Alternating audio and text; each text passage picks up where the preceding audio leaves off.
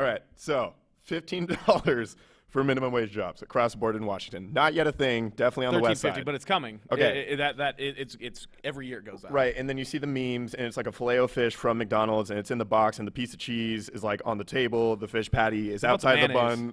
There is no mayonnaise. I'm pretty sure it's just tartar sauce, but that probably didn't even make it to the box anyway. And it's like, yeah, minimum wage workers be wanting $15 for this. So same thing applies to Starbucks. 2 consecutive weeks in a row. I told them my order, which I think is very simple. It's just an iced coffee with a little bit of cream. They ask if I want sweetener. I say no, because I'm not a bitch. And then so last week they didn't put any cream in it. It was just straight black coffee. Fine. At least they didn't put the sweetener in it. This time, I took it upon myself to say, hey, no sweetener. And she's like, okay, we can do that. What do you know? Take a sip of this. Sweetener.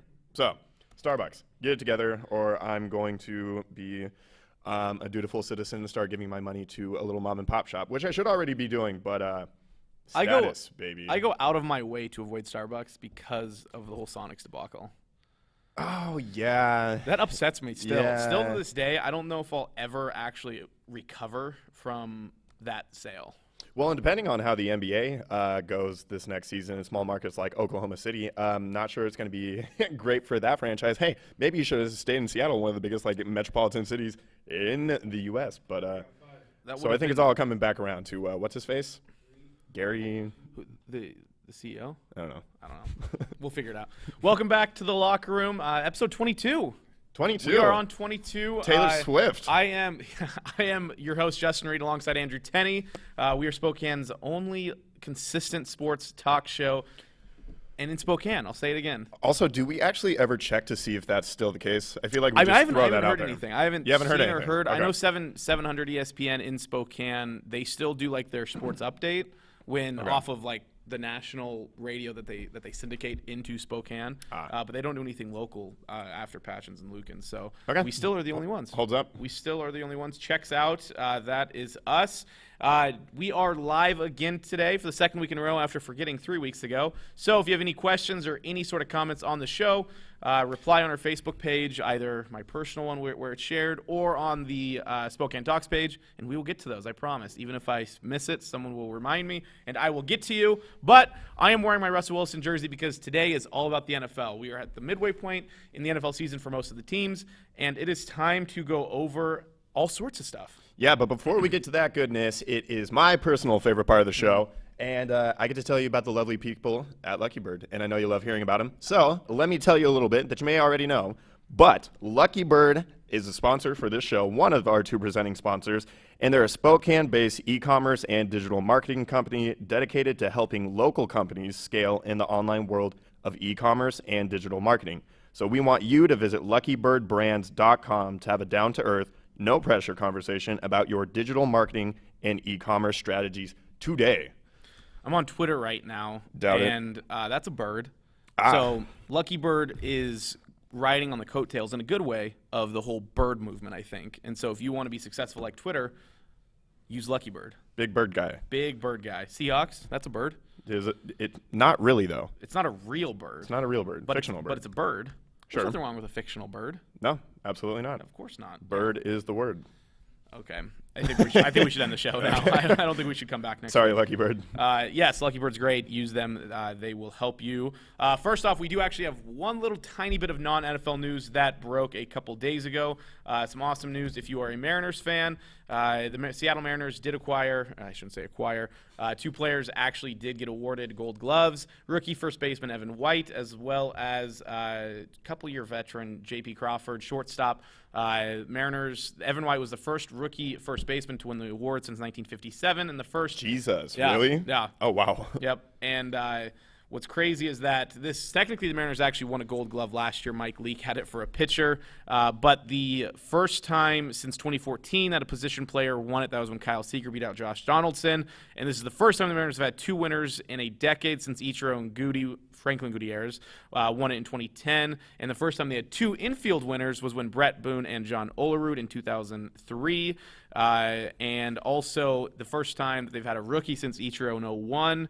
And Olerud also won the Gold Glove in 2000. So the Mariners haven't had great defense for a long stretch between 2010 and now. Kyle Seager was their only winner. Franklin Gutierrez, damn, that's a throwback. That Didn't is a he have throwback. some like very critical health conditions? He had irritable bowel syndrome that completely yeah. ruined his career because he actually was coming off of an All-Star year with that Gold Glove, and not good for Goody there. He is still part of the organization, like as a advisor role. Awesome news. That's pretty fun. I was on the treadmill at the gym and I was watching. They had Baseball Tonight, whatever, Carl Ravitch, and they were doing the Gold Glove awards and everything. And obviously I couldn't hear. They didn't have the subtitles on, but it was just like a lot of Mariners action. I was like, what the hell is going on here? And it wasn't just Evan White, and then it ended up being J.P. Crawford as well. And then it was like they both won. I was like, what? Is this real life? Has this ever happened before? But apparently it has. So Ichiro and Franklin both got Gold Gloves in the same year, so not the first time for the Mariners, but still a pretty impressive accomplishment for once. Yeah. I think the Mariners are actually building towards something pretty special, so we'll see how that moves forward. But good start so far to the campaign of the rebuild, which we're in like year 5 of like the 4th rebuild this century, but that's all right. That's for another time. So let's move on to our actual meat of the show, which is all of our NFL talk. I think we did mention a couple awards of what we thought, some predictions earlier on this year, but we have our midseason award predictions. We will be starting off with the biggest award of them all, the one that always gets the most headlines, and that's MVP. This one probably will have the least discussion at this point in the year, unless you have something to say, because you kind of are looking at it. No, I'm looking at you. Can you believe that it's already over halfway through the season? It's actually pretty brutal. This part of the NFL season is when you start thinking, like, we only have 2 more months of this. Yeah. Before the playoffs, that is, and then, you get a little bit more time, but it is very sad. It's flown by, I feel like. It has, and I think it's sort of surprising that that's the case, because COVID is kind of, you felt like it's kind of dragged on and kind of loomed large, and so you would think that would kind of carry down the NFL season, but actually it's moved pretty fast, like you said, very quickly. Yeah. But it's been a fun year though. It's definitely been fun. It's been pretty clean as far as COVID is concerned. But my MVP of the midseason is yours truly, Russell Wilson. Is that it? For now. Okay. I just want to make sure that you're on the same page. Yeah, no, I am. I don't think anybody can really argue otherwise at this point, unless you're just a hater of Seattle or not a subscriber to Russell Wilson. But yeah, 71% completion percentage. He's got over 2,100 yards passing. He averages just over 307 yards per game. He's got 26 tutties, which at this point, after this many games played within a given season, is the second most to believe. I think it was Peyton Manning's record that he ended up setting in that 2013 season with the Broncos. So that's pretty impressive. However, he's already got 6 picks. And I guess if you're going to be throwing the ball more like they have been this season, and he's taking more shots and he's taking more chances, I guess that's going to be a byproduct of throwing more. But it's usually he floats around like 8 or 9 per season. I think last year he finished with like 5 or 6. Yeah. So he's already up to 6, which is a little disconcerting, but there are reasons behind that. I think, well, 3 of those I think we can attribute to not his fault, specifically the ones that went off of Greg Olson's hands, the Metcalf interception in the end zone that same game where he didn't really block off the defensive back, and the interception he threw also to Metcalf, or was targeting Metcalf 2 games ago against the Cardinals, I wouldn't really put right on him. But definitely 6 is a little disheartening just because, when you see a guy. 6 is a decent amount. That's a pick a game at this point, or just under. And so you definitely want to see that one brought down. But it's, not obviously a deal breaker for the MVP. But, yeah, he's definitely been the best quarterback in the league. He's led the Seahawks. He's single-handedly carried them to this their current record. And a lot of that is because of the fact that the Seahawks defense has been pretty brutal up till this point. And plus, MVP awards go to quarterbacks 90% of the time. I think the last non-quarterback to win it was Adrian Peterson. I think that was coming off of his ACL tear. It was. And also his whole get a switch thing for his kid, I think also was right in that same little area. So, no, I think that one probably is easy. I think we'll start kind of differentiating here. Offensive player of the year. Who do we got for you? Okay, so this one I kind of have to talk a little bit about. So it feels like every other week I talk mad shit about Dalvin Cook. I'm going to take a little bit of credit for the game he had this past week against the Vikings, running for, I believe it was like 228, either total yards or rushing yards, and he had 4 touchdowns. Yep. And he just absolutely shredded them. And he was awesome. He's just one of those guys that gets hurt so frequently that I can never like fully buy in. I understand that he is a good and very productive player, especially within that system, and running scheme and screen passing scheme that they have there in Minnesota. But he has been he's been awesome, and he's already missed a game as well. He's got 652 yards. That's second, or rushing yards. That's second to Derrick Henry. He's averaging 5.3 yards per carry. He's already got 10 touchdowns, and again, he's already missed a game, but 108 yards per game. He's averaging rushing. He's been really awesome, and I'm eating it right now. So good on you, Dalvin. Just wanted to own up there. But also, I want, as an honorable mention, to throw DK in there. Yeah, that's probably fair at this point, just based off of pure statistics and just domination factor. It's probably fair. I don't think he'll win it, but he's definitely probably will be looked at in the top 10. Well, he's only like 24 yards behind DeAndre Hopkins for the league lead in receiving yards. He's also averaging by far and away the most per reception. I think it's like 18.9. Yeah. And he has the most touchdowns as well of any receiver. Calvin Ridley's like one behind him or something like that. But yeah, just wanted to throw that in there because DK's been balling out. But yeah, I'm going to give my offensive player of the year to Dalvin Cook at the moment. I have that's not a bad one. It's wrong, but no, it's a fine one. But I have Alvin Kamara mainly because of the fact that the Saints are still in playoff contention and still very much alive in the fight for the number 1 seed in the NFC, where the Vikings aren't. And I think a big part of being an award winner, outside of comeback player of the year, because you actually have to usually be hurt to get that, is staying healthy. And so, I mean, Kamara has been just a rock-solid guy who averages – I mean, he's essentially has been the Saints' offense since Michael Thomas hasn't been here. Drew Brees consistently checks it down to him. He's averaging over 10 yards of reception, 5 yards a carry, and he currently has 7 touchdowns on the year, which I actually thought it would be more than that. But he's essentially the Saints' offense, and he has been all season, and will probably continue to be a very large vocal point because Drew Brees can't stretch the field like he used to. And I think that's what makes Michael Thomas so good, too, is because of the fact that Michael Thomas works underneath way better than he does over the top, just because he has incredible hands and awesome route running, and probably because Drew Brees can't get it to him down the field. That's another thing. I think – and a lot of people have talked about that too. Like, let's see Michael Thomas on a different offense with a different quarterback, and see what he does. And some people are like, well, he has Drew Brees. Like, of course he's going to be good. And it's like, well, you have to be good at wide receiver even if you have a awesome quarterback. So I think Alvin Kamara, just because of what he's meant to that Saints football team, as well as his dual threat activity. I know Dalvin Cook has caught some passes this year, especially because he caught a 50-yard touchdown pass in this game where he had 4 touchdowns. Really helped Kirk's stat line out. Yeah, for sure. Point, I don't know, he had under 100 yards passing, and then not it was like, oh, here's a little dump off to Cook for 50 yards. Yep, not good. So I think Kamara is probably up there for sure. And then there's obviously quarterbacks who get put in that. Patrick Mahomes, Lamar Jackson will get some votes too, because essentially what happens, and it's dumb, same thing with MVP, quarterbacks have so much weight in these awards that it's what's going to happen. Lamar Jackson and Mahomes will get looks and votes in that.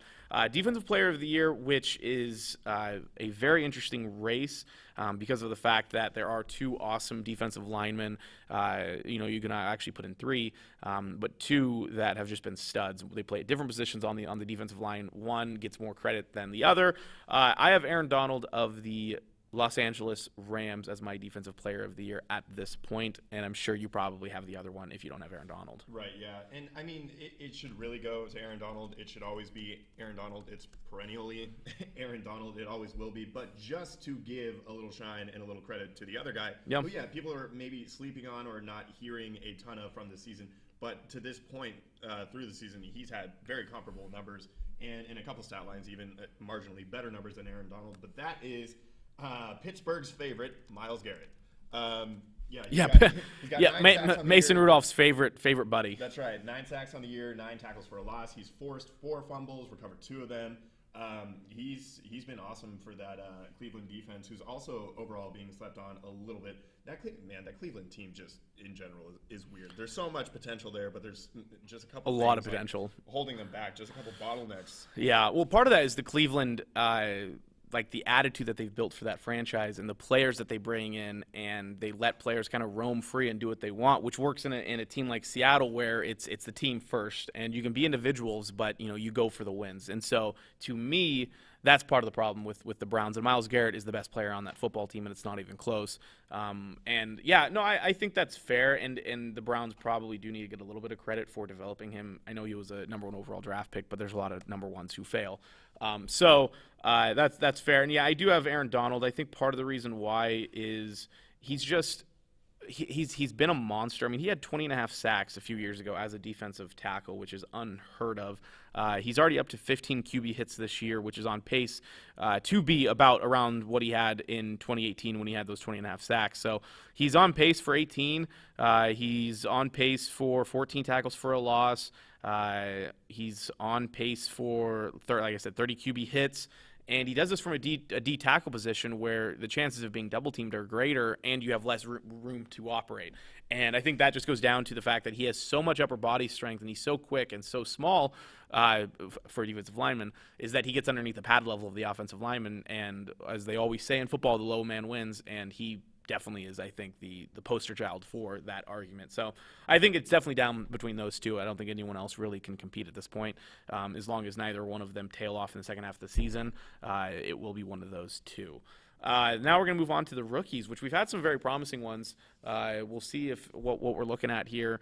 Who do you have for Offensive Rookie of the Year? I don't know. I was kind of juggling a few different guys. I was thinking about CeeDee Lamb, even though the Cowboys have been a dumpster fire, but he's been productive for them and has put up pretty good numbers. You also look at Chase Claypool over there in Pittsburgh and what he's been able to do for them, and he's really kind of given them a number 1 wide receiver presence and has also helped out Juju by way of that. And Clyde Edwards-Helaire, he really came onto the scene that first opening night game against the Texans and then was a little quiet, but he's still racking up the yards. I don't think he's found the end zone a ton of times, but I think he's 3rd in the league in rushing right now. But I'm going to go, and the stats aren't super gaudy for this guy, but it's more the intangibles, it's more the feeling and the essence that he brings to a really sorry-ass franchise, and that's Joe Burrow. The Cincinnati Bengals are awful, yet they have been competitive in every single one of their games this year. They have been in it. Again, the numbers aren't stellar. He has 11 touchdowns. He has 5 picks. He has 2,200 passing yards. He's averaging 284 yards per game. Obviously, they're not running the ball a lot, and they're having to stay in these games, so he's playing a lot of passing situations. I remember on the Thursday night game against Cleveland, I think he passed it north of like 60 times. 61. I mean, so you can break that down a little bit and look into the reasons why he has those passing numbers that he does. But it feels like they found the right guy. And there's so much dysfunction within that organization behind the scenes, and people like Carlos Dunlap posting his fully furnished house on Zillow and putting it on the market, ending up getting traded. And then John Ross, and who knows what John Ross even is, but he came out and publicly admitted that he asked Cincinnati for a trade. People don't want to be there yet. It really seems like they've found their guy in their cornerstone going forward. So basically, it's just going to be up to the Bengals and surrounding him with competent players that can really help boost their overall situation there. But really impressed with Joe Burrow, and especially considering the amount of hits that he's taken and the lack of protection that he's gotten from that offensive line. He's taken 28 sacks. Week. Right. He's just gotten the piss kicked out of him like game after game after game. And he's hung in there, and he's still got that moxie and that swag that he was oozing, back when he was undefeated and winning national championships at LSU, and none of that has fallen by the wayside in a rough situation for him in Cincinnati. So I've been really impressed with him. So, I'm going to go with Joey. Yeah, I mean, he's on pace to take almost 60 sacks, and you thought Russell Wilson got sacked a lot. He took 51 in 2018, and so the fact that Burrow's on pace to eclipse that is not good because those offensive lines in Seattle over the past few years have not been good. Russell Wilson, by the way, is on pace to be sacked the least amount of times outside of his first year in the league, which is interesting. But, if we look at some of his stats, as you kind of were talking about, I also picked Burrow, by the way, if I'm not making that clear. He has been a guy who he has the weapons. He has A.J. Green. He has Tyler Boyd. He has a good rookie. A.J. Green out of that weapon conversation. Well, he's not so much as a dominant weapon as much as he's still a distraction, though. Sure. He's not. I mean, because then you look at the other rookie in T. Higgins, who's kind of shaped like an A.J. Green. And they have the weapons. Mixon's been hurt this year. He hasn't been fully healthy. So they've kind of relied on Giovanni Bernard, who's a scat back, who's still in the league and has a mustache now. He looks very funky with a mustache. Nice. But that's literally all that he has. So he has the weapons. The offensive line's been weak. We knew that coming into the season, and yet he has produced a decent stat line, especially for a rookie QB with no time in the offseason to get acclimated with your team outside of virtual meetings. But yeah, he's thrown. He has yards per completion is 10.3. If we compare that to Russell Wilson, Russell Wilson is at 12. Where did that just go? 11.8. So, I mean, they're pretty darn close as far as their actual statistical approach to the yards per completion. The QBR, Russell Wilson, his worst season as quarterback was in 2016 when he had a 56.8 QBR. I think that was the year, actually, that he was hurt with a bad knee and ankle. And right now you have Burrow with a QBR of 60.3, and so he's still better than Russell Wilson's worst year, which is impressive to say the least. So Burrow moving forward, I think, is the answer to Cincinnati's quarterback issues. You look at a team like the Browns, who have had problems in the past with their own quarterbacks, and the Bengals and the Browns have been the stereotypical franchise quarterback hell. The place that you don't want to go, the place that never succeeds, and yet Burrow looks to be the part. And that's crazy, too, because really before last year, Joe Burrow was a nobody. So he's really kind of risen fast to fame. And he seems like a good guy, too. You look at a guy like Manziel or even Baker Mayfield, who are the Heisman winners, and they don't quite have that leadership quality that I see from Burrow. So that's kind of my thought on Joe Burrow. But I think he's probably the winner at this point, and he will be the winner by the end of the season. Yep, barring any miraculous play by any of those guys that I listed. There weren't a ton of other guys that came to mind, to be honest. No, not really. I mean, again, it's a quarterback league, and quarterbacks will be the ones who are looked at in every single offensive categorical category. Categorical category. I like that a lot. Wow, that's I coined it first. You heard it here first. Defensive Rookie of the Year. I currently have Chase Young. Again, awards are skewed so much for defensive linemen, even though I think Chase Young only has 3.5, maybe 2.5 sacks at this point. He has a bunch of QB hurries, and he's also kind of the leader on the defensive line for a Washington football team defense that has been above average. Yeah. I actually am starting them in fantasy this week. Right. Because he has 2.5 sacks, but he does have 2 QB hits. And they don't list hurries here, but when I was reading about Chase Young last night, the amount of hurries that he has does not equal to the amount of sacks that he has, and that probably goes down to the fact that Washington's defensive line isn't good anywhere else, or isn't as good anywhere else, so he's not able to utilize the rest of his line. But I think Chase Young, by season end, will be pushing toward double-digit sacks. I think he's going to have a really big second half.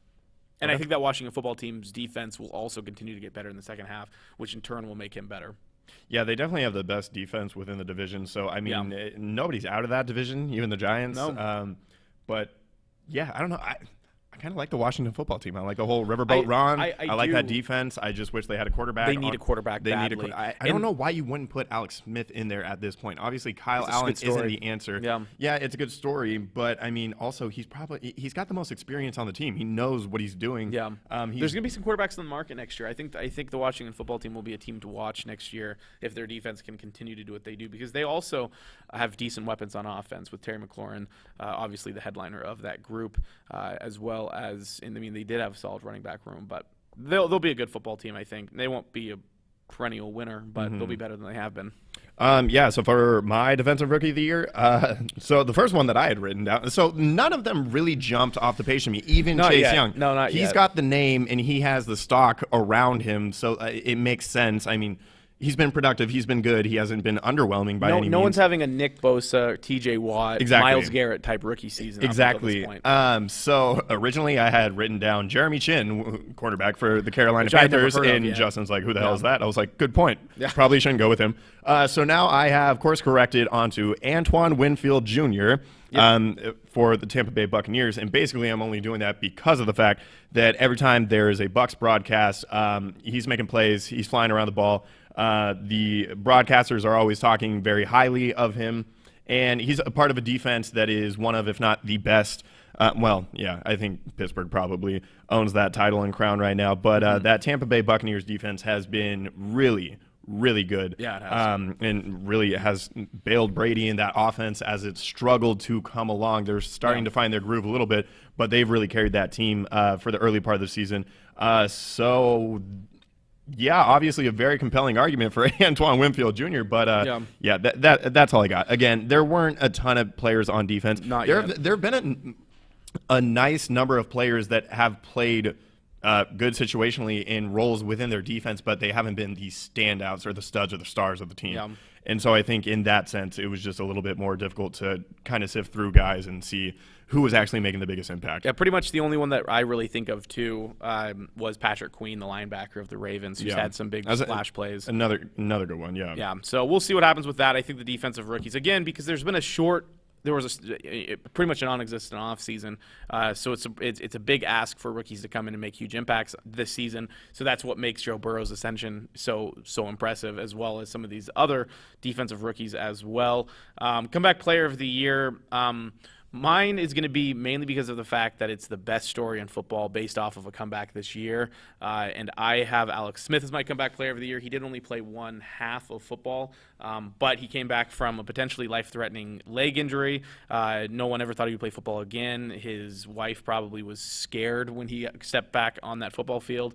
But based off of Alex Smith's recovery and what he's had to overcome to put himself in a position to be in an NFL football game, which is where the top athletes in the world go to play, and I think that's my pick. There's not much to say. He has no stats to back that up. He has. It's just the narrative. It's a story. Yeah, it's a story. And what it makes me think of is what's going to happen is when the NFL Honors Show happens, they are going to use Alex Smith's story as another reason just to talk about it. And they're going to talk about it. They're going to go over it. They're going to make it a huge deal, which it is. But they're going to really milk that story, I think, in order to make him comeback player of the year. They should. And they definitely should. I mean, there's nothing short of awe-inspiring. It just doesn't make any sense. It defies what any sort of medical professional ever thought would be possible. Yeah.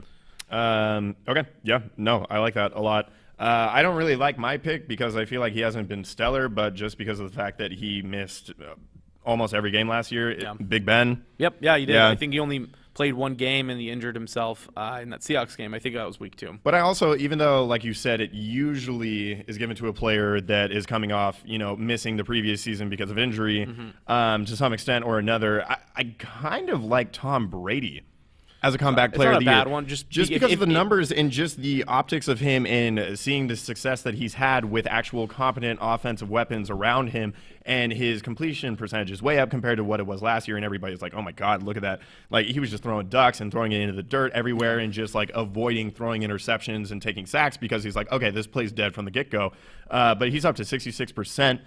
He's also thrown for north of 2,100 passing yards. He's also got 20 TDs and 4 picks. So he's not too far behind. Russ is paced for the passing touchdowns this year. But, just a little footnote I would put to Big Ben. Cause, Big Ben's been okay. He hasn't been great. He's stayed healthy. Yeah. Therefore, I guess by virtue, he gets the award. Yeah, probably. Right. So, most likely. Yeah.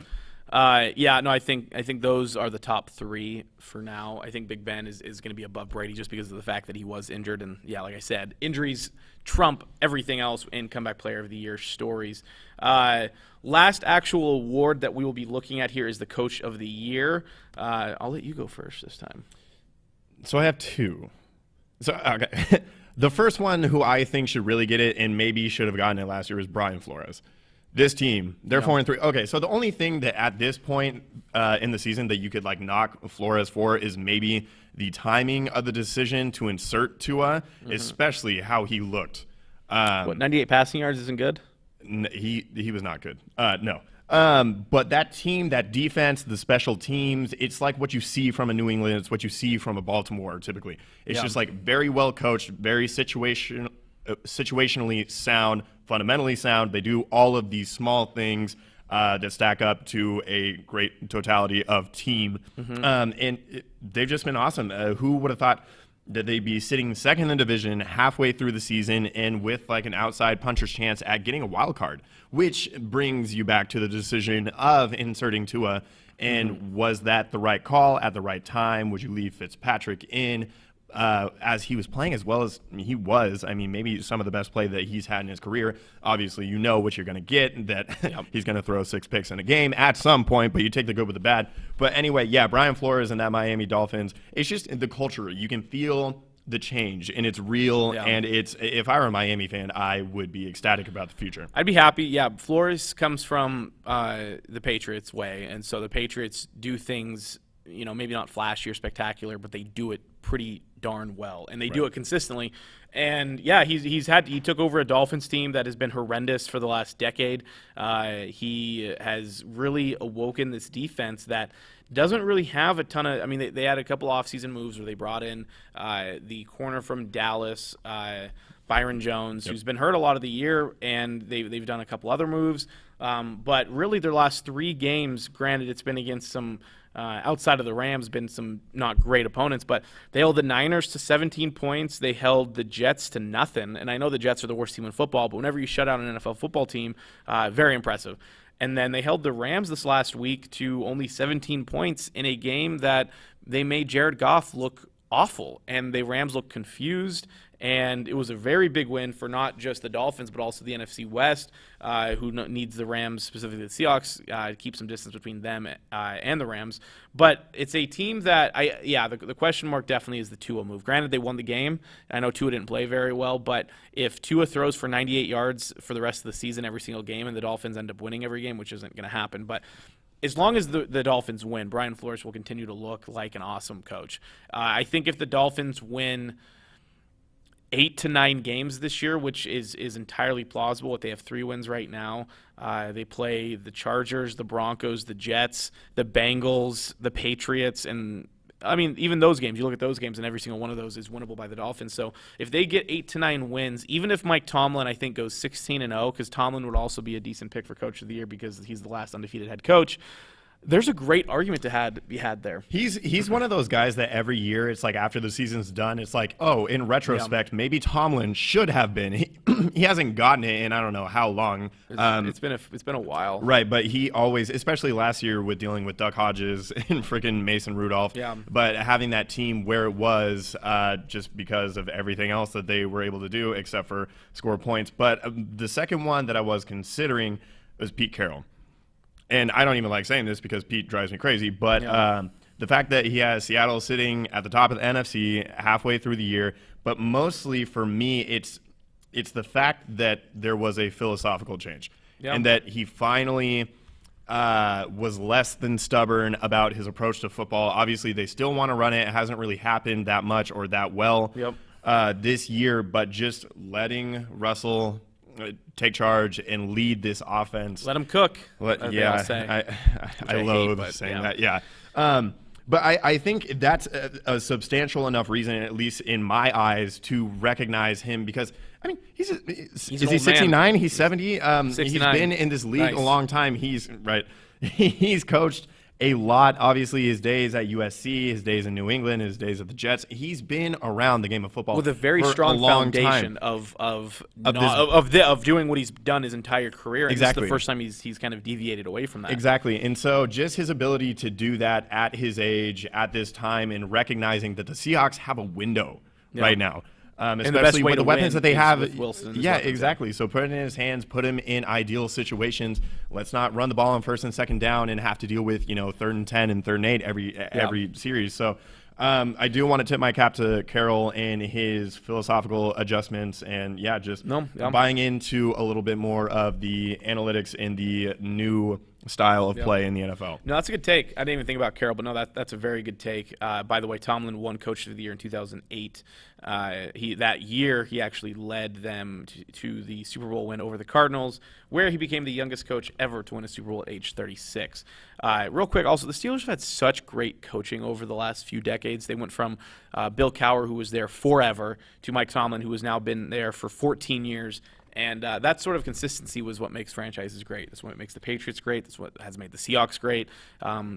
Teams that shuffle through head coaches are the teams that struggle. Right. And so I think people also want to look at the players for being so instrumental to team success. But really, in all honesty and actuality, coaching has a huge part to do with it, obviously. So perfect. Well, let's move on to some power rankings here. Actually, first, I want to talk about one of my other favorite companies. Ooh, yeah? My other favorite company is Lake City Hauling. Oh. They're pretty great. You want to hear about them? I do. You do. Perfect. So are you working on a remodeling or a cleanup project? If so, you definitely need to let Lake City Hauling help. Save yourself a stressful trip to the dump by letting them haul all of your small and big items. They will remove it all. Any of your unwanted trash, branches, yard waste, furniture, appliances, and anything else that is sitting at your house or your property that you want moved and hauled away, Lake City Hauling is there for you. They offer same-day pickup, and because of that and everything else, you should check out their 5-star review on Google and see why customers continue to go back to Lake City Hauling for all of their hauling needs. They offer junk removal, dumpster rentals, and demolition in the Kootenai County and Spokane area. So if you are in that area or even outside of that area, give them a call and see what they can do for you. Their number is 208-425-4130. Keep them in mind for your next project and check them out on their website at lakecityhauling.com. All right. Use them. Thanks for letting Use me them or know. lose them, because they're going to be busy hauling everyone else's junk away if you don't get on their schedule. I'm sure of it. Use them. So now on to our power rankings, which kind of will tail into some more NFL talk. We did power rankings at the beginning of the season, I think a couple weeks into the season. So we will check and see where we stand there. I will start with my team number 1. You want to go 1, 1, 1, 1, 1, 1, 1, 1, 1, or you want to do all 5 and then I'll do all 5? You mean like 1, 2, 3, 4, 5? You said 1, 1, 1, 1, 1. As in 1, 1, 1, Oh. 1, 1. Yeah, I As should have in, said like, 1, 1, 2, 2. Yeah, there you go. My bad. Let's do 1, 1, 2, 2, 3, 3, 4, 4, 5, 5. Okay, 1, 1, 1, 1, 1, 1, 1. Definitely not that. Okay. So my number 1, and they are undefeated, and for that reason, I will pick the Steelers. Okay. As number 1, their defense has been phenomenal. Their offense has actually been decent. Big Ben has looked solid. Still probably coming back from that elbow injury and also trying to get acclimated with his new wide receiver weapons in Deontay Johnson, who he did not get to play with last season, as well as Chase Claypool, and building his relationship with the rest of his playmakers, including Washington, as well as Juju Smith-Schuster, who actually hasn't looked all that good this year.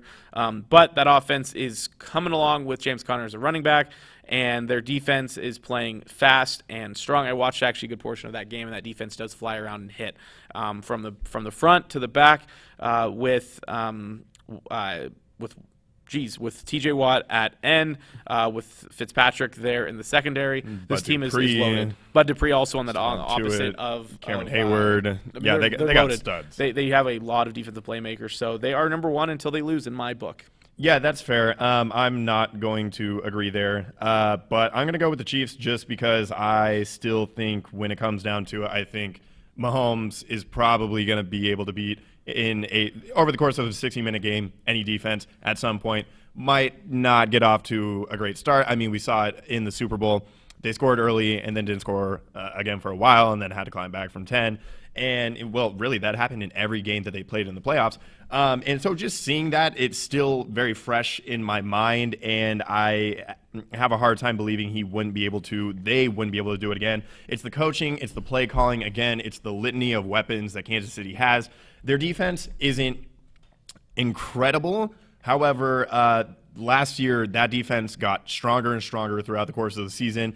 I'm inclined to think that might be the case again this year. And they're opportunistic. They make plays when they have to. I mean, they give up yards, they give up points, whatever. But I have faith in that defense when it comes playoff time. The Chiefs do have the best point differential in the league at 101, as plus 101. Just for comparison, Steelers have plus 69. Nice. And the two nices in one show. Seahawks actually have the tied for the second best point differential in the NFC West. Cardinals are first, but point differential is always interesting to look at. No, Chiefs is fine at 1. I think to me the problem with the Chiefs, which I'll get to also when I talk about them, has to just stem with their defense. Again, like you said, their offense can figure out any defense when it needs to, but there have been times this season where they have gotten lucky that they've been playing bad teams who can't do anything on offense, and it gives them time to get back into the game. My number 2 is I have the Seahawks at 2. My big thought on that is they have played this well up to this point with a multitude of injuries on that defense, as well as a pass rush that has been severely underachieving. The trade for Carlos Dunlap will help. Jamal Adams is back in full go at practice today. Shaq Griffin should be back this weekend. Snacks Harrison should be making his debut this weekend. You have a linebacker core that's still solid. Bobby Wagner had his best game of the season, really showed off his big contract that he has been making. And I think it's a defense that will be much improved as they continue to play together, because mainly, again, it goes back to, and a lot of this can be attributed to the fact that, you look at the Steelers defense, for instance. Not much change happened on that Steelers defense from last year to this year, and that is a good portion as to why they've played so well. Especially given the offseason and the way that it, panned out for every NFL team. Yeah, I'm expecting the Seahawks defense to really make a big jump. We'll talk about them more later, but I have the Seahawks at 2, and also their offense is the best in the league at this time of showing. Yeah. I have the Bucks just because. So they're 6-2 after a weird performance on Monday night. Very odd, yeah. Very odd. But I remember the 2013 Seattle Seahawks season, and there were a handful of games in there that were just odd, that were close with opponents that shouldn't have been close. Mm-hmm. But it's just like that's what winning teams do. That's what good teams do. Even when they have those off nights, they end up eking it out. Yeah. So I don't really take a ton away negative from that game in that showing from Tampa Bay. But basically, the reason that I have them at number 2, they're at 6-2. Obviously, we know about the defense. Todd Bowles has done an amazing job. Always a very blitz-happy defensive coordinator. Jason Pierre-Paul has had a revival. Obviously, they have Shaq Barrett on there. Devin White, Levante David is still around and still awesome. And then they have a few young guys that have actually played pretty well on the back end, including Antoine Winfield Jr. Mm-hmm. So the defense, we know about that, okay? The thing for me is that this offense is still trying to find its stride, and not only are they trying to gel just having played together for the first time and not having an offseason to really have any chance to do that, but they've had injuries too. Like a lot of injuries, Godwin has not been there. Mike Evans has been hit or miss. He's been dealing with a hamstring thing. And we'll see. Obviously, we don't know what the Antonio Brown situation is actually going to play out like. But if he can keep his ducks in a row and just keep his mouth shut and not do anything stupid or egocentric or narcissistic that's a detriment to the team, inserting him, he's a top 5 receiver in the NFL still. And inserting him, I wouldn't be surprised if this Sunday night when they play the Saints, I could easily see him having, 5 to 7 catches, 50-plus yards, and a touchdown. He's a plug-and-play guy for certain. So you're saying I should start him in my flex this week? Why not? I think I am. I think I'm going to start AB. No, I agree. I think the Buccaneers I have the Buccaneers at 4. I'll just say it. I have the Buccaneers at 4 in my rankings, mainly because I think that I'm not 100% sold on Brady at this point, mainly because he did have a pretty bad year, and I know he was missing some targets. He was missing some offensive linemen. We'll see. The Buccaneers could easily move up in the rankings. They just do have their 2 losses right now, but they also have a very good point differential. I think second best in the league, actually, at plus 82, and so that is obviously good. They just have been 3-2 on the road. They have a pretty weak division outside of the Saints, and so they'll continue to rack up wins against the Panthers and the Falcons. But I have the Buccaneers at 4, and at 3 for me, this is where I put the Chiefs. And again, I think the Seahawks offense has been better. I think their defense has been comparable in terms of actually points given up. And that's actually not 100% true, just looking at the actual numbers. I think the Seahawks' defensive numbers have been inflated, though, in terms of points given up, because their offense has been so good that they are like, we'll get into shootouts, sure. Which, again, goes back to the whole philosophy change. That's not a Pete Carroll way to do it. So that has been odd. So, yeah, those are my 3 and 4. Did you just give me your 3? So yeah, so what's your... I had the Steelers down at 3, and it's just because... Like, the offense obviously is substantially better than it was last year just because you have Big Ben. You have a Hall of Fame quarterback coming in, and you're not pulling guys off the street named Duck that were national duck calling champions. So, because of that, obviously, their offense is going to be better. But man, in going up against Baltimore, Baltimore has a very, very good defense, but I don't know, they didn't run the ball particularly well. Baltimore really kind of dominated them in that first half, and it wasn't until the second half that they were able to get some stuff going. But there are just times that the offense looks slow, looks lethargic. Ben said that he ended up for that second half just playing backyard ball and ended up calling the plays. And you almost wonder, okay, so is their play calling a little too complicated? Is there too much going on? Do they need to just dumb it down and just whip it around the yard? And if they do that, then obviously they have the offensive line to do it. They have the quarterback to do it. They have the wide receivers to do that. So maybe after this Baltimore game and kind of realizing that and figuring that out, maybe that's something that they do going forward. But yeah, the offense just scares me a little bit. But obviously, I mean, we can't talk anymore about the defense there. We've covered that. But yeah, so I have them at 3, and then I have Seattle at 4. Okay. I have the Bucs at 4. My 5 is the Ravens. I have them here for 2 reasons. There's 2 things I do want to mention. I don't love them at 5. I think Lamar Jackson has had a pretty bad year overall. He has not shown that he can throw outside the numbers. Defenses are kind of figuring out how he's playing. He hasn't had many rushing yards this year compared to last year, but their defense is very impressive. They also have stars from the front to the back, including adding Ngakoue a couple weeks ago. They have Calais Campbell up front. They obviously have Marlon Humphrey and Marcus Peters on the outside. So their defense is loaded with stars. If we talk about the Steelers' defense only giving up 69 points, Ravens have only given up 71. So that's definitely the best defensive division in football, and it's not even close. And I think you could argue either one of those defenses is the best in the league. The Ravens' defensive coordinator, I'm not going to remember his name. Yeah, he has an odd one. Every time it's thrown around, it never sticks. He is – I need to know his name. Oh, yeah. No, that isn't him. Don Martindale. I guess isn't that. Martindale is the funky one.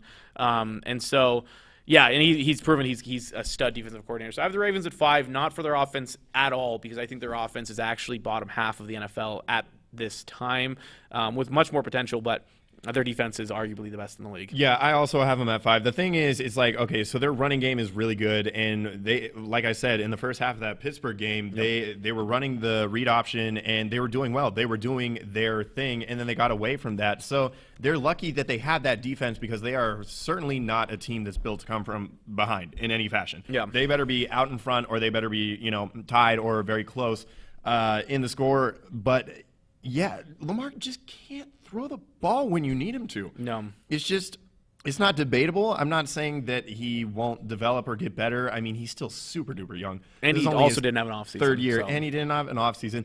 But I don't know. It's like when he threw that pass at the end of the game, it's like as it's like soaring through the air, it's like, this isn't going to be completed. Yeah, there's no chance. There's no chance. Yeah, I bet my house, my life savings, which is nothing, but still, all my stock options. Yeah, your Starbucks stock. Yeah, that's right. Fuck. Yeah, so I also have the Ravens at 5. I still do think that they are going to be a problem. I think that John Harbaugh and Greg Roman are going to get some things figured out on the offensive end, but yeah, I don't know. They do have the limitations in the passing game, and that's kind of what holds them back.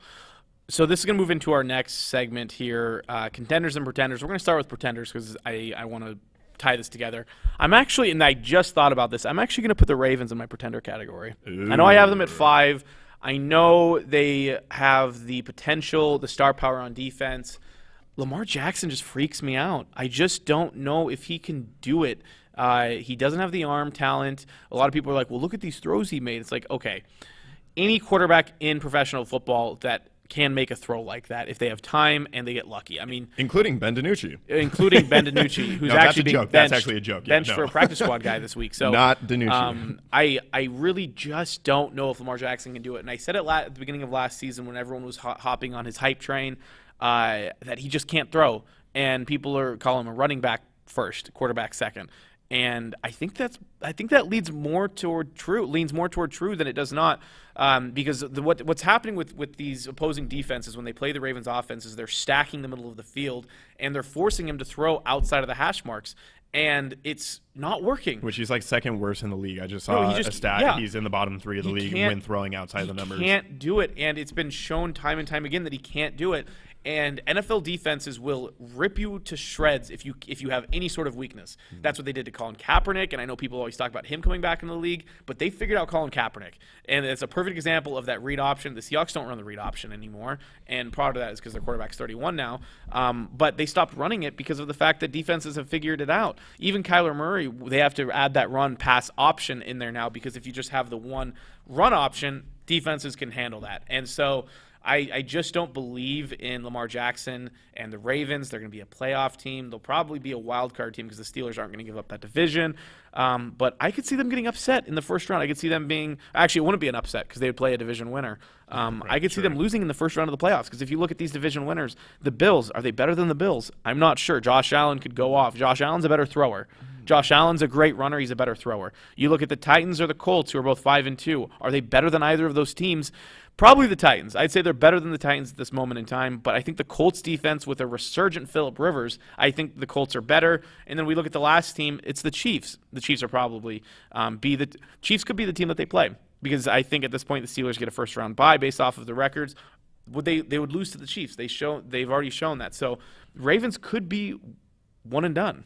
Yeah.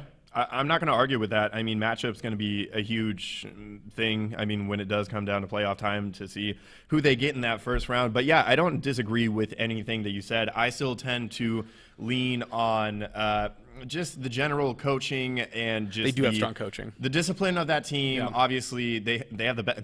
They don't have to kick a lot of field goals usually, but they have the best kicker in the NFL. They have tremendous special teams, and obviously, we talked about the defense. So I don't know. I definitely still have my reservations about Lamar. Also, I would just like to say personally that I love that guy. Every time I see an interview, he's got an infectious smile. I love the way that he approaches the game. It's all fun. He's such a his energy and his presence is so benevolent. It's awesome. I love that guy. He doesn't sound like Kermit the Frog either. So that's a plus. Oh, Patrick. I was like, who does? Yeah. He does. I would agree with that. He does. See, my issue, too, with him is when I watch the Ravens play and something happens, and you're seeing it a lot with younger quarterbacks, to be fair, but you watch Lamar Jackson's reactions to things that happen. You know, his defensive lineman get a penalty, his defensive lineman don't block for one of his runs very well, or someone doesn't do something that they're supposed to do. Like, I've seen him, like, jump up into the air in frustration. It's like, dude, I know you're 22 years old, but, like, you're leading an NFL franchise possibly to the Super Bowl. Like, let's get a little bit more, mature. And you got to grow up fast. Yeah, that doesn't bother me. I just hate that kind of stuff. Like, bother me. Yeah, that's a you thing. Because like Brady can do that, and I know we've talked about that. Do you know who else could do that? Wilson could do that. He doesn't, but Wilson could do that. See, like Mahomes, I don't like when Mahomes does it. I wouldn't like it if Joe Burrow did that. I wouldn't like that if Justin Herbert did that. You can start to complain when you are a veteran. You can't be a rookie. And I know you are a signal caller. You are the face of that franchise as a quarterback, but you still have to earn your stripes. And I don't like when quarterbacks pretend that they're the top dog, even though they're only in their second year in the league or first year in the league. So that does just kick off the pretender discussion. Who else on in your eyes doesn't match up to their record? Buffalo. And I hate saying this because Bills Mafia, no one circles the wagons like the Buffalo Bills. I love the Bills. Or throw sex toys onto the field.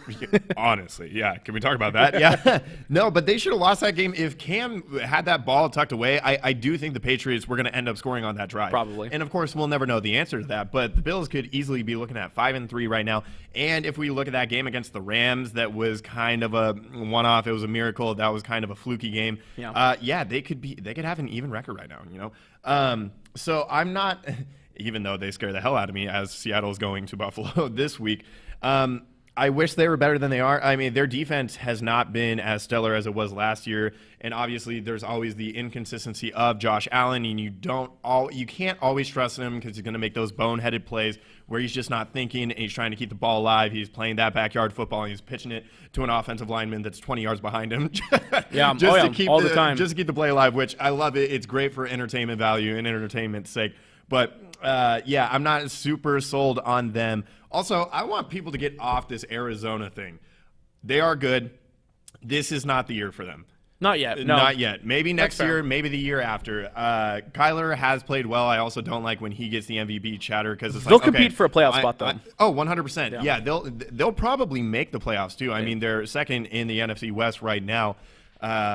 So I just want to pump the brakes on the Cardinals. I do think they're a good team. Again, their philosophy, Cliff Kingsbury has got it figured out. And I think that he has finally garnered some respect from people across the media that were very skeptical of his hire based on his college resume. I mean, just watching that game against Seattle, and it's like, okay, this is intelligent play calling. This is intelligent play design. And that offense is really good.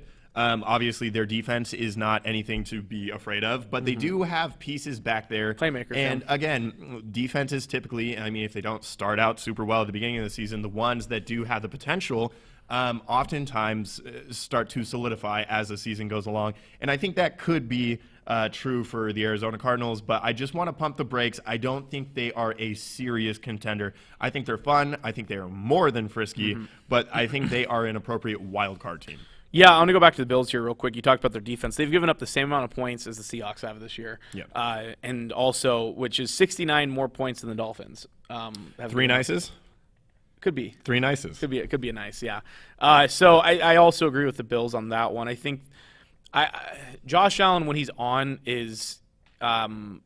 does allow the Bills to be competitive to anyone. But Josh Allen, when he makes those, like you said, those crazy, ridiculous plays that end up just going horribly wrong, is a huge no-no, and it also can lead to some horrendous losses. The other one I have as far as pretender, outside of the entire NFC East, they are all pretenders. I don't even think you can even call them pretenders. I think that's generous. I just wanted to attack the NFC East. Every single one of their teams have negative point differentials, and I mean it's just bad. It's really, really bad. But in the NFC, my last one is the Bears. Yeah. At 5-3, again, a competitive team, a team that can make the playoffs on the strength of their defense, and even with a mediocre quarterback, they too have a couple weapons in Allen Robinson and David Montgomery, who I don't think they're using very well. Dude, David Montgomery sucks. I just don't think they're using him right. Well, they also don't have a great offensive line. Well, they run the ball with Cordero Patterson up the middle. And it's like, dude, this guy's a wide receiver. Why are you doing this? You've been trying this for a couple years now. Has it ever worked for more than maybe a 10-yard gain in the best-case scenario? Well, that play calling is infuriating. It was actually hilarious listening to Troy Aikman on the call for that game in Chicago. He was sick to his stomach. Like, he wanted to puke. He wanted to fly home during the game. Twice now in these games, Matt Nagy has decided to throw the ball on third down. That would have resulted in, if it was a running play, would have resulted in the clock being wound down very, very far. And he has chosen to throw the ball twice now, in which both times have been incomplete. Both times have stopped the clock, and not good. So my buddy AJ, who's the big Bears fan, hates Matt Nagy's play calling. And Matt Nagy even came out last week, I guess, he said essentially, like, the play calling is not the issue, which means that will continue to call the plays instead of the offensive coordinator. Well, it is, because there's also some miscommunication where it's like Foles is only getting the plays into him with 10 seconds left on the play clock. No, that's obviously a lie, because everybody knows that there's something going on with that play calling, with the communication or lack thereof. There's so much that goes on the sidelines after they punt it and go 3 and out.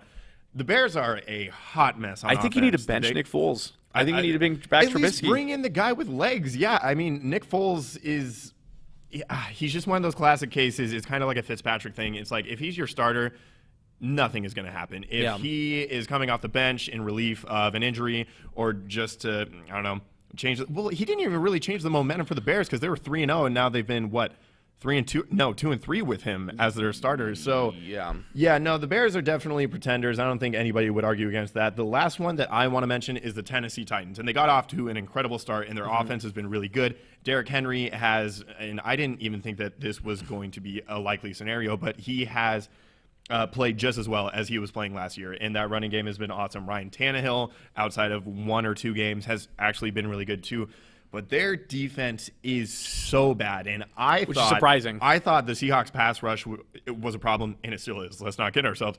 But Tennessee, so they lost that game in Cincinnati, which was a shocker. Cincinnati had 4 backups in at offensive line, and we've already talked about how bad Cincinnati's offensive line has been and how many times Joe Burrow has gotten hit.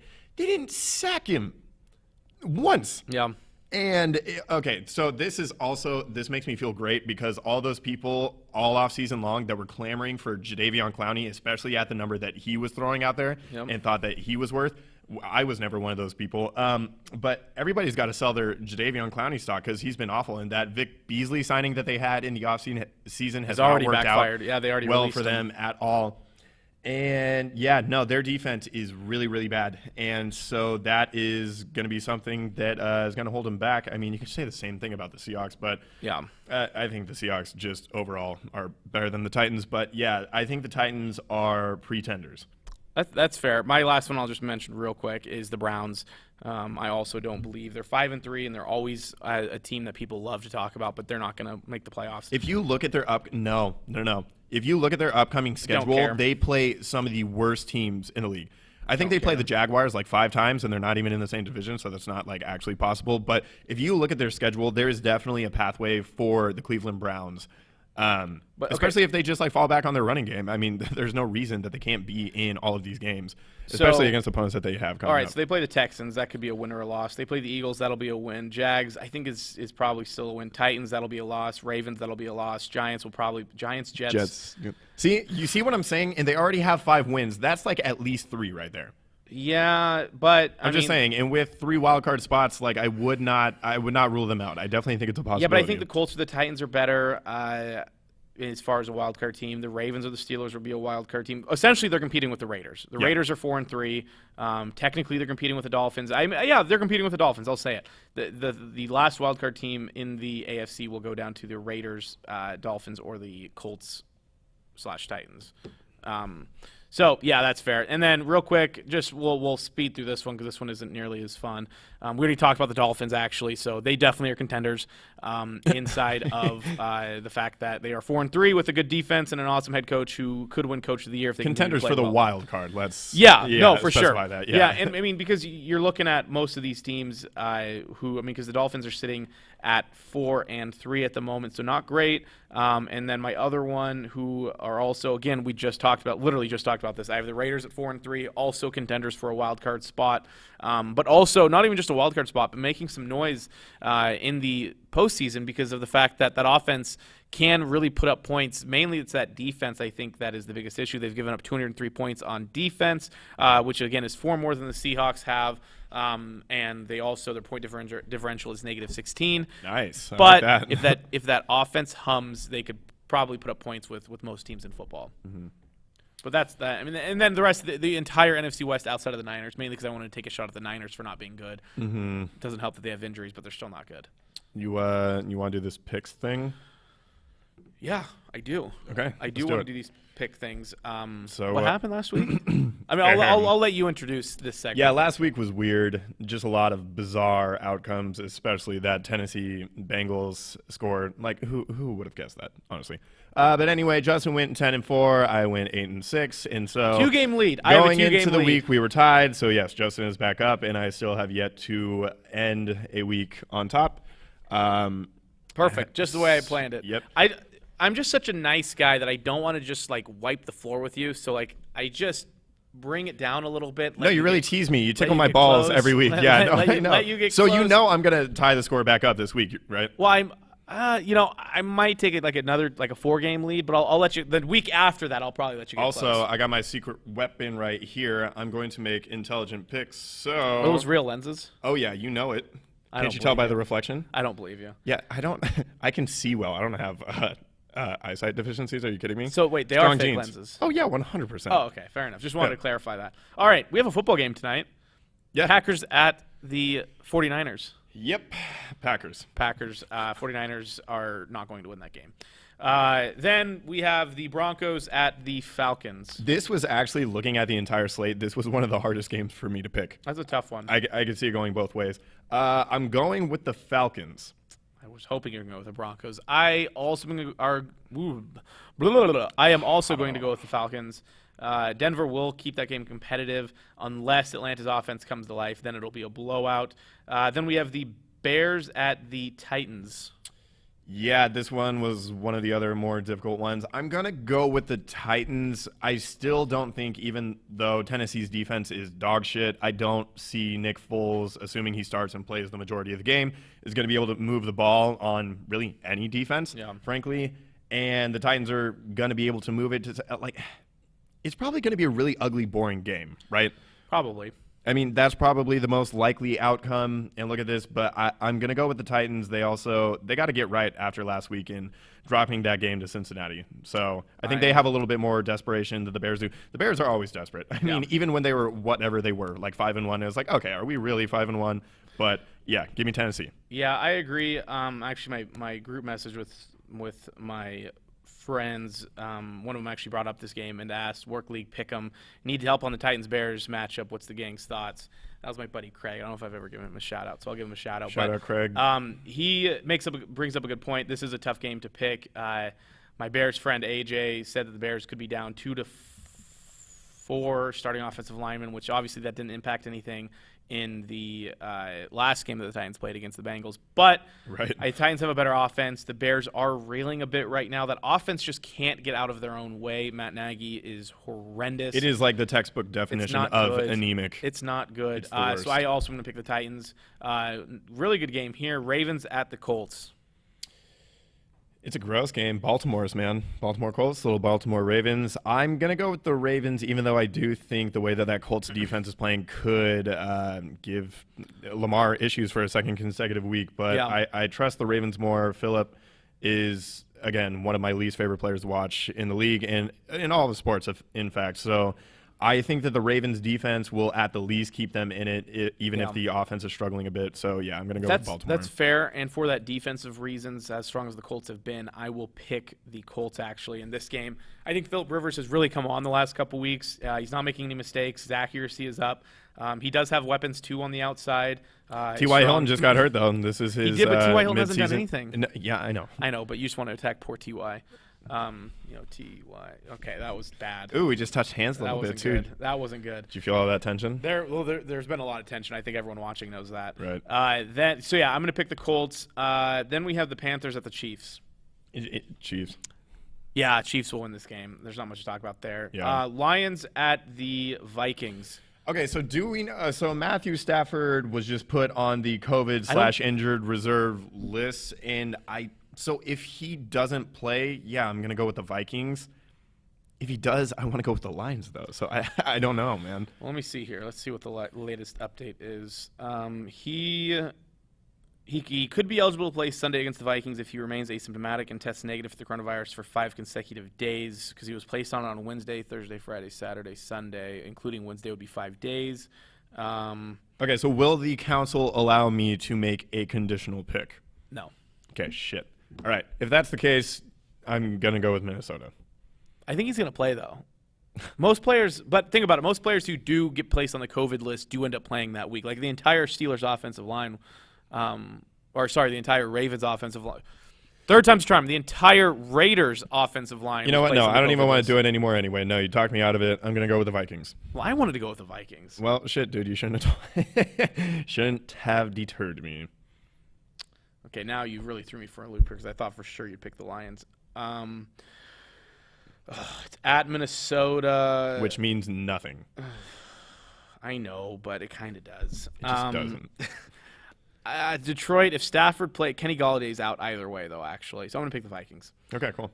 Giants at the Washington football team. Very nice. I haven't messed it up yet this show. I think it's the first time. Yeah, I think that's the first time you have not messed it up. And I have no other reason to talk about the Washington football team. I'm going to pick them. I love it. Washington football team. Hate the Giants. Daniel Jones. It's bad. It's really bad. He's made some the reason why I actually think they're a somewhat competent team, but I really think he's the only thing that's holding him back right now. I actually think Joe Judge has done a pretty good job, but yeah, he misses throws, and of course he leads the league in turnovers. Yep. He fumbles 17 times a game, which I don't even know how that's possible, but I did just look at Pro Football Reference, and they said averages 17 fumbles a game. So that's the thing, and it's just you're not going to overcome that. Yeah, it's tough for him. I mean, I'm glad he's got wheels, not that he can keep them underneath him. But, yeah, give me the football team. Yeah, I'm also going to pick the WFT because of the reasons you said. I don't like Daniel Jones. And so, yeah, definitely I'm also starting Washington's defense, like I said, this weekend. Little incentive there, yeah. Not bad. Then we have the Texans at the Jags, who will be starting a quarterback not named Gardner Minshew. Yeah, the Texans, but this is a poop fecta. Texans' offense awful. has looked better the last couple weeks, and their defense should be better than they're performing at. I also want to pick the Texans. Raiders at the Chargers. This is tough because I always love to pick the Raiders, and the Chargers let me down. The Chargers are doing this thing where it's like, hey, they had this massive lead. Herbert's looking awesome. He's throwing it all over the field. Eventually, they're going to keep the lead. Yeah, but are they?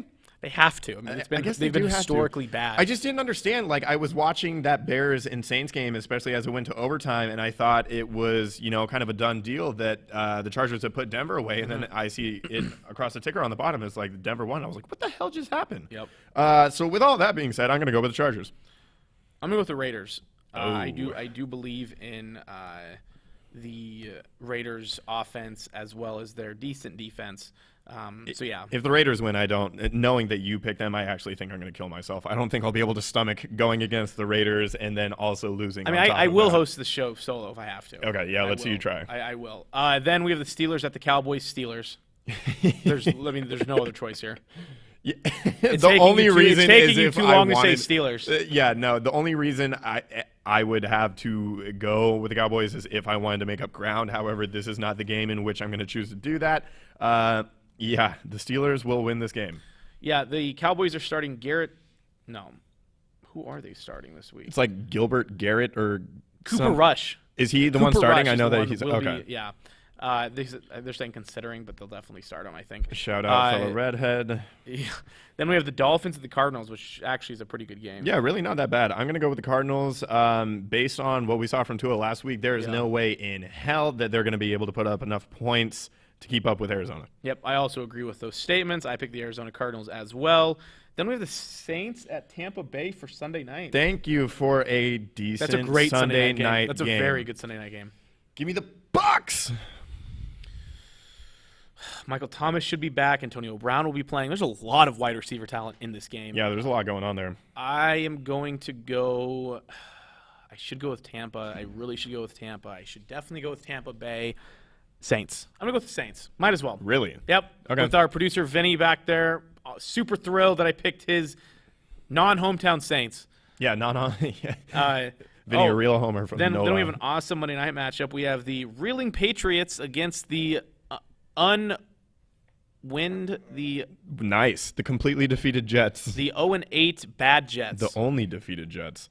Boy, this is probably going to be their best opportunity to get a dub, too, and right? They won't. Who, what roster are they going to go up against except for the Patriots again later in the season that has less talent? Yeah, for sure. The Patriots? Definitely the Patriots, I think. Yeah? Yeah, I'm going to go with the Patriots as well. Then, of course, as we always do, we will end with the Seahawks pick. Seahawks against the Bills, traveling to Buffalo. I think the weather last time I checked was supposed to be decent. Buffalo weather. We'll find out. Seahawks will win this football game. Yeah, I love your confidence. It's always ill-founded, and you just say it automatically. It's not actually based on anything other than you just... I have 65 sunny on Sunday. Okay, cool. Wow. Yeah, might Russell catch a Wilson's sunburn out there. Against my better judgment, I'm going to choose Seattle after 2 weeks of not choosing them. Yeah, really. That's pretty soft of you. Yeah, I don't know. I just, especially over the last couple of years, I just like them in those 1 o'clock Eastern time zones. I mean, that team in that coaching staff has that figured out. I don't know They've nailed it. I don't know what they're doing. I don't know what their deal is. Yeah, but I think they're like 8-0 in their last 1 p.m. Pacific time start times over there. Right. So, yeah, I'm going to go with Seattle. And Buffalo just hasn't been playing well recently. No, not really. They were lucky to get that game, like I mentioned, against I think the Seahawks defense is going to make a statement game. They had a first-half statement against the Niners this last week. I think this game, their defense will make some We'll get to see some Dunlap. We'll get to see Jamal Adams. Yep. That'll be good. I think Shaquille Griffin is still going to be out. But, yeah, we'll see if they keep dialing up the blitzes, too. Obviously, they sent Bobby on a handful of those, and he was able to get to the quarterback twice, which was awesome to see. It sounds like they were going to continue to rush the passer. Why not? What do you have to lose? You're already getting torn up anyway. They're still winning. Right? Yeah, they're still winning.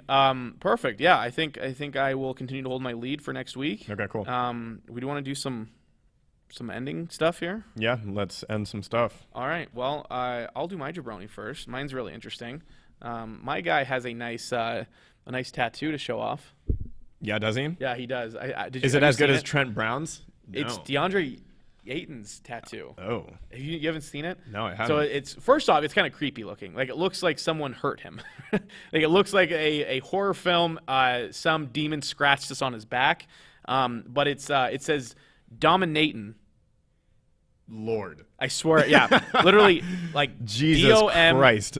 INAYTON, dominatin'. Well, if it makes him feel any better, the tattoo that Jason Tatum has across his back, it says God's will, and there's no apostrophe in between the D and God and the S, so you can't even tell it's possessive. It's just like multiple gods will. God's will, do it. So he's a big jabroni because that tattoo's horrendous. I actually kind of dig the aesthetic of it. I hate the fact that it's, what'd you say, dominatin'? Dominatin'. Yeah, kill yourself. But beyond that, I do it's kind of cool. I don't know. Did he get it in October? Well, was it a spoopy season kind of thing? I don't know, but it doesn't matter because it honestly looks like a demon scratched out in his back. Which is cooler than getting a tattoo anyway. I mean, that's a good story. Maybe. But he's still a jabroni. Okay. Yeah. I got a couple. We'll start off with the first one just because we were talking about The Mandalorian before the show. And Bruce Arians had a nice sighting, and Rosillo tweeted, worst Mandalorian costume ever. And I thought that was pretty good. I mean, he's got all the electronic stuff strapped across his chest. Usually that stuff they wear around their belt, right? Yeah, I don't know what he's doing. That's usually positioned. I think it's because his belt's already pretty tight. Right. And then not only does he have the gaiter that's just rolled up around his neck, but he has the face shield as well, so he's really doubling down there. And I don't know, he just... That's pretty funny. Yeah, no, I like it. He's the cool uncle that gets a little too drunk at family functions, but like you're okay with it. He definitely blacked out on Halloween. Oh, yeah. He blacks out every night except for Sunday. So that was my first one. And then I don't know if there's really any better candidate for the jabroni of the week than Javon Wims. Yeah, I don't know if you haven't seen this video, what you've been doing, sleeping under a rock, living under a rock, whatever. But this happened. Whoa. I just don't know what to say. There was a play earlier in the game. I don't know if it was during the same series or not, but Gardner Johnson did attempt to rip Wims' mouthpiece away from his face mask. And he also punched that guy in the face. He also got decked by Michael Thomas a couple of weeks ago in practice, as we talked about. So obviously he's an instigator or an irritant of some kind, but this was just... He even looked around like fake. It doesn't know what that almost looked like there was a glitch. It was staged or something. Yeah, it looked like an influencer, like Facebook or YouTube video. Yeah, not great. All right, I will do my closing time here. I also have two, and I'll just quickly mention them both. One thing that actually blew my mind: Russell Wilson spends over $1 million a year on his recovery. The other athlete who does that actually is LeBron, and LeBron stays pretty darn healthy. They both are top of their leagues in their another LeBron mention, by the way, and so that's also awesome. He has a whole performance team, a whole group, full-time trainer that travels with him everywhere and works out with his wife as well, a full-time physical therapist who is also part of Wilson's recovery squad, in addition to a mobile person who makes sure that the quarterback is moving the right way and everything else. He has a full-time massage person, 2 chefs, and an entire performance team to keep him healthy and upright for the Seattle Seahawks. That's crazy. Yeah, no, it is crazy. The only thing that I have to say to that is that Russell, around the midsection, you are busting out of your jerseys these days. He's got a dad tummy. No, it's not that. Dude, I don't think so. No, nobody's turtle packs or turtle I don't know. six-pack I'd like looks to like see that. Russell Wilson without turtle a shirt shell on. six-pack. Jesus Christ. No, he looks fat. He just does. He does. And then he works out 363 days a year. And John Lester just got cut by the Chicago Cubs, so he decided to offer up free beer for multiple hours in Chicago. And his tab was over $5,000, and he ended up paying a 34% tip because of the fact he was number 34. So he spent a lot of money on beer after leaving Chicago, after arriving there, I think in 2015. Yep. John Lester is a true fans player. He's a man of the people. Man of the people. Man is he of a the man people, of the players? And he's going straight to heaven because of that. Is he a dog? No, he's not dead, but when he does. Got you. Okay. All right. Cool. Closing time. What do you got for me? I just kind of wanted to talk about this. You can go first if you have a finite one. Mine's that a was little mine. bit. Those are my closing times. That was your closing time. Yes. Oh. You're the last. You are the last thing. Is that what we've been doing? Yes. Got you. Now we're on the same page. Okay, so I just kind of want to have a brief conversation about who, in your opinion, is the sorriest NFL franchise. Because I feel like there are a lot. I'm talking about in history, in totality, and so that brings up another part of the conversation because like Atlanta is in there, but Atlanta is newer in the grand scheme of things. The Browns are in there. Minnesota's 0-4 in Super Bowls. Buffalo, obviously, four straight trips. Yep, also up there. Cleveland. Yep, definitely in there. Obviously. Bengals are in there. They had some success at one point. Yeah, they got to a couple Super Bowls. Obviously, yeah, when you're going up against Joe Montana and Jerry Rice, you're not going to win either of those. Like, I don't know. There's so many good contestants. I don't know. That just shows you how important it is to have a franchise quarterback and how lucky some of these franchises are to have a great franchise quarterback. Even though when a team like the Buffalo Bills have a franchise quarterback, they still lost 4 times in a row in the Super Bowl. They did make it to the Super Bowl though. Yeah. That's great. That is, I think there's a lot of franchises out there who are sad and who are depressed because their football team is bad. I am not one of those guys. Detroit's had 2 transcendent generational players retire early because of the situation in Detroit in Barry Sanders and Calvin Johnson. So not good. There's that there going on with them, and they've actually had a really good quarterback. Matt Stafford has been good. It's just the rest of the organization, coaching staff, surrounding team. I don't know. I'm almost inclined to say Atlanta. And that's probably a recency bias thing. But ever since that Super Bowl, my God. All I want to say to that is I'm just thankful to be a Seahawks fan. Not thankful. I'm thankful to be a Mariners fan, but Mariners also have had a horrendous. They've made the playoffs, like 4 times in 40 years? Mm-hmm. Yeah. I almost want to go Detroit just because I rarely feel like they have a fun team. At least Buffalo, like they're fun. They're relevant. They got Josh Allen. Right, and exactly. Bills Mafia. Cleveland, anytime there's any sort of reason for excitement. And you have to live in Cleveland. Literally, Detroit, people just buy into that shit. Both of those cities kind of suck. Unfortunately, I don't want to be, but it's true. Everyone would agree, I think. Unless you live there. Yeah. Even they would agree. Yeah. Yeah, Detroit's not really good at counting votes either, so that they don't have that in their favor. Yeah. Okay, so perfect. Yeah. All right. Well, that was it. We are here on Thursday, and Nevada is yet to finalize their counts, as well as multiple states across this country of ours. And that was talking politics on the locker room. On the locker room, and that is about as far as we will go on this show. Different shows might go further, and I would like to go further in one of those shows, but not today. Not on this show. Not on the Locker Room, Spokane's only consistently running sports talk show. I am your host, Justin Reed, alongside Andrew Tenney, and we will see you again live next week on Thursday morning. Thanks for watching The Locker Room on Spokane Talks. Check us out on Facebook as well as our other platforms. We want to hear from you. Join the conversation by emailing us at info@SpokaneTalksOnline.com. And for more sports news, opinions, and content, follow Justin and me on Twitter.